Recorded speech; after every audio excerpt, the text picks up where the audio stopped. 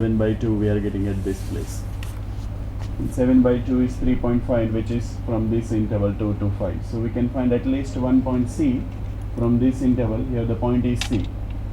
From this interval in such a way that the derivative of the function at that point satisfy this condition. And if you want to get the point on the curve, that is C comma f of C, that can be obtained by C, we know 7 by 2. Here 7 by 2. And putting the value of C in the function will get the second coordinate on the graph of the function. So graphically it is like this.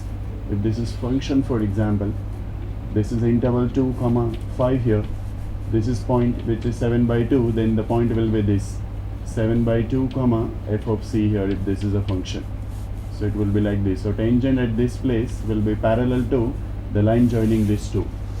So graphically we have one point C from this interval 2 to 5, such that the function at this place, tangent at this place, 7 by 2 comma f of C will be parallel to this line segment joining this. So this is one illustration for this theorem. For given function on this interval, we can have at least one C, that is one point from this interval 2 to 5, in such a way that the tangent at this place is parallel to the line segment joining this. So this is one illustration about this Lagrange theorem. Now we can use this theorem at number of places. So I'll see here one identity.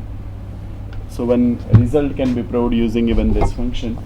So this is one identity using Lagrange theorem. So using Lagrange theorem, prove that 1 upon 6 less than root 7 minus root 6 less than 1 upon 4. So we prove this identity using this Lagrange's theorem.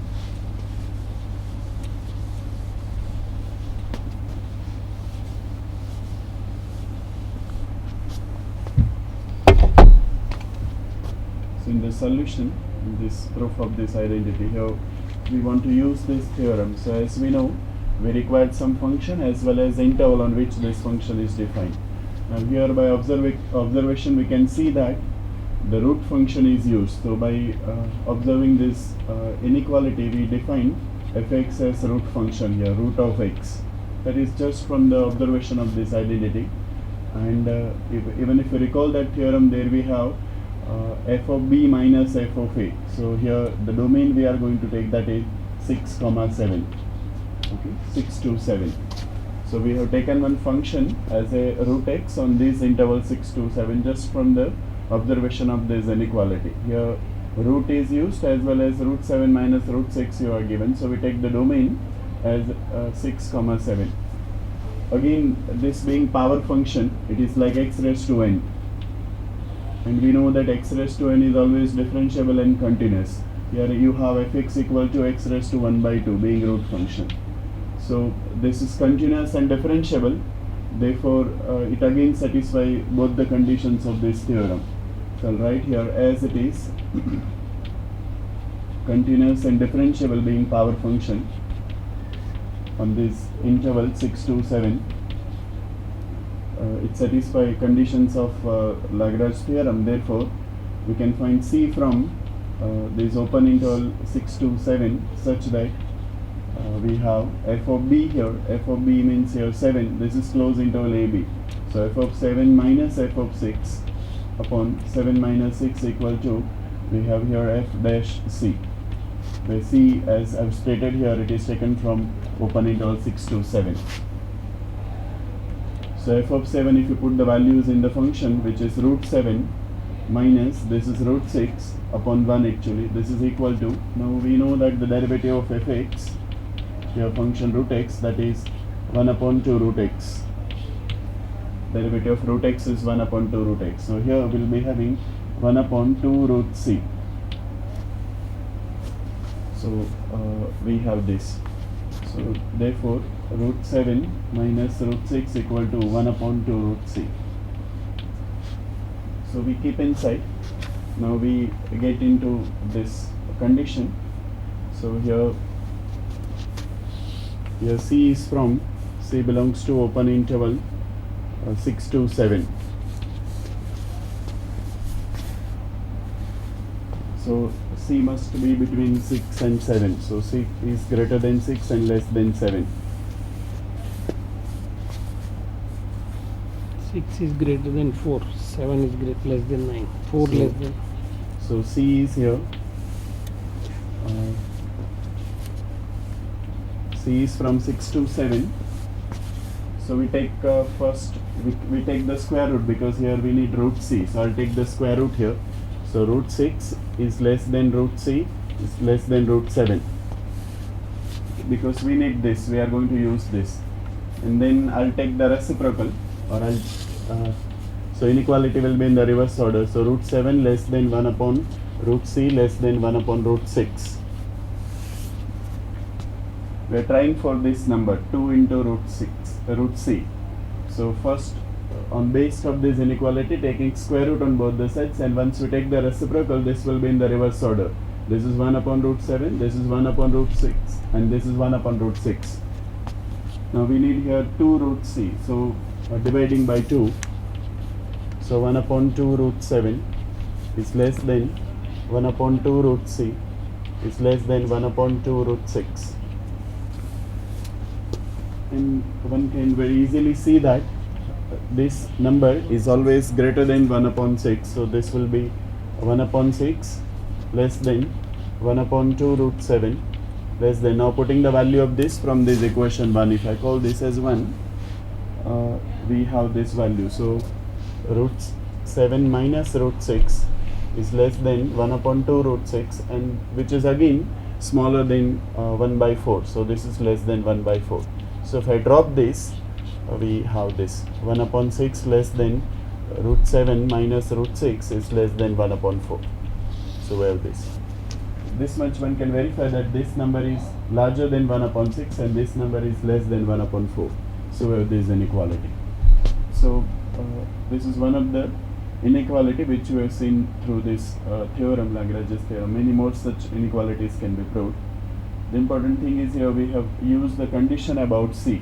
C is from 6 to 7. So on the base of this information, we obtain the condition, or we obtain the inequality on 1 upon 2 root C. First taking square root, then taking reciprocal, then dividing by 2, and then just using this information that this is greater than 1 upon 6 and this is less than 1 upon 4.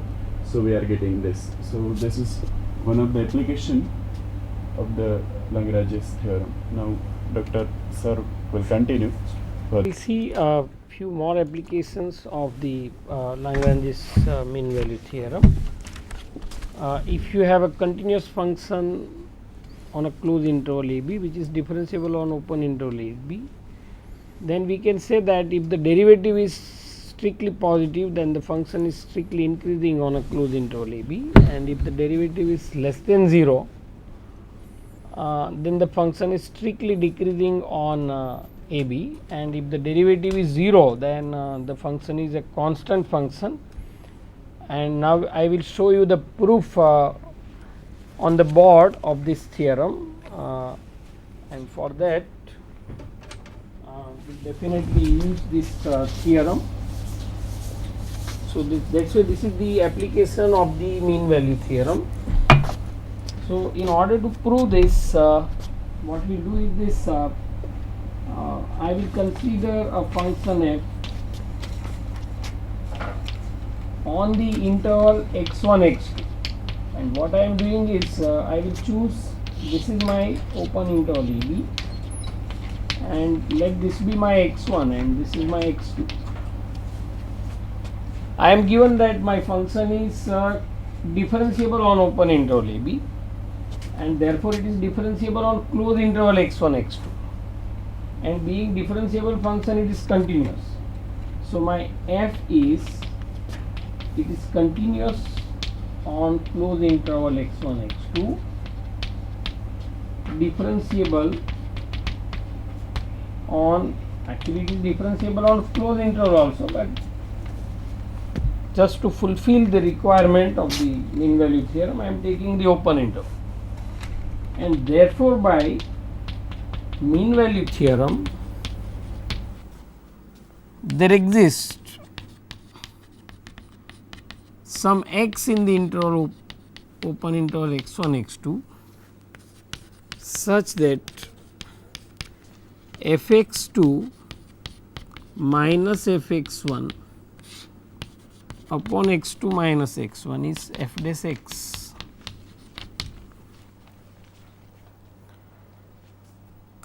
Now, this for the first one my derivative f x f dash x is positive. Now, here as per my selection what I am doing is my x1 is less than x2. So, this number is x2 minus x1 is positive because I have x1 is less than x2. So, my derivative is positive, my number x2 minus x1 is positive. This implies that my number f x2 minus f x1 this must be positive. It means that f of x2 is greater than f x1 and therefore, x1 less than x2, this was without loss of generality, x1 less than x2, that implies that f x1 is less than f x2 and therefore, f is it is strictly increasing function. Now, second possibility that if my derivative is less than 0, first derivative is less than 0. So, this number is negative, my number x2 minus x1 is positive. So, this derivative right hand side is a negative number, x2 minus x1 is positive, that means this number f x2 minus f x1 this must be negative.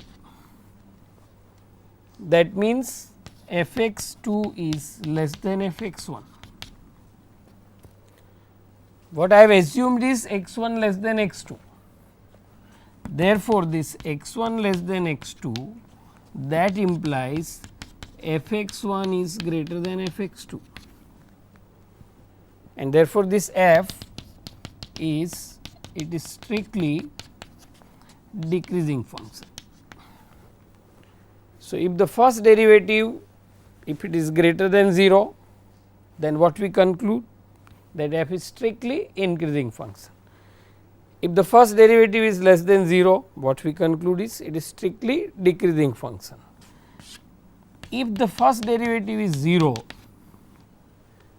then this value f x2 minus f x1 upon x2 minus x1 this it is 0 and therefore, it is f x2 minus f x1 is 0 because x2 minus x1 is non-zero, it is not equal, x2 is not equals to x1 and therefore, what we find is f x1 is f x2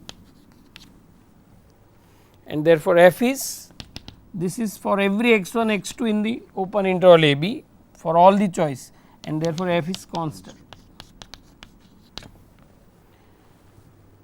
So, using mean value theorem we may prove that if the first derivative is positive the function is strictly increasing function.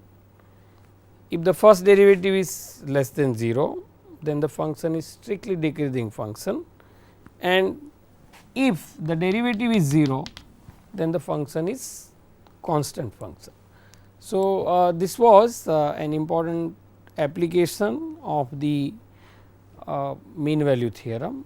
Now, we will see further that we may separate the intervals in which the function is either increasing or decreasing. So, this also I will show you on the board that how you separate the interval.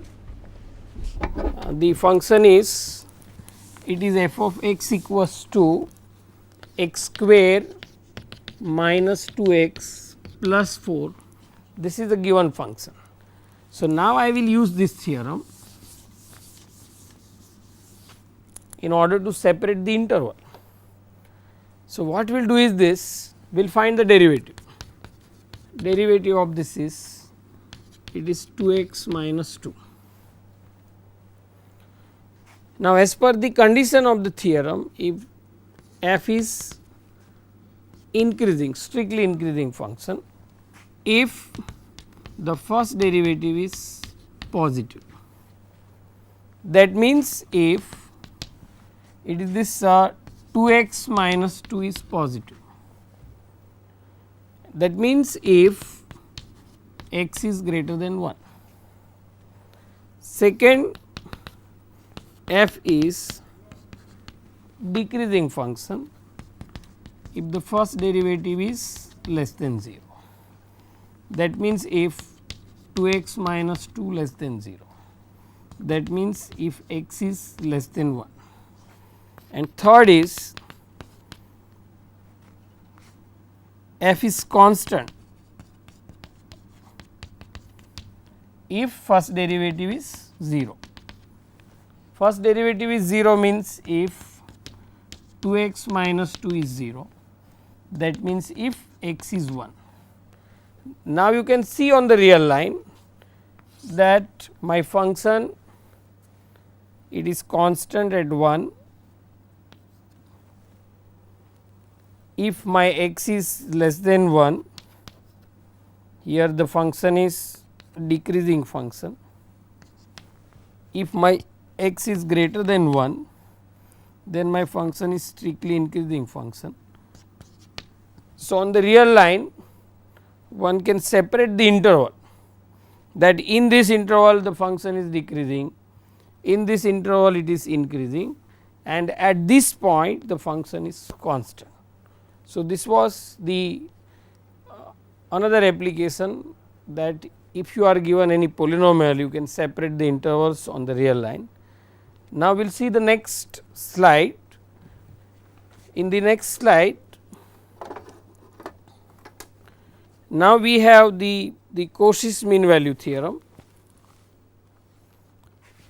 Here we have two functions f and g, which are continuous, and both the functions are differentiable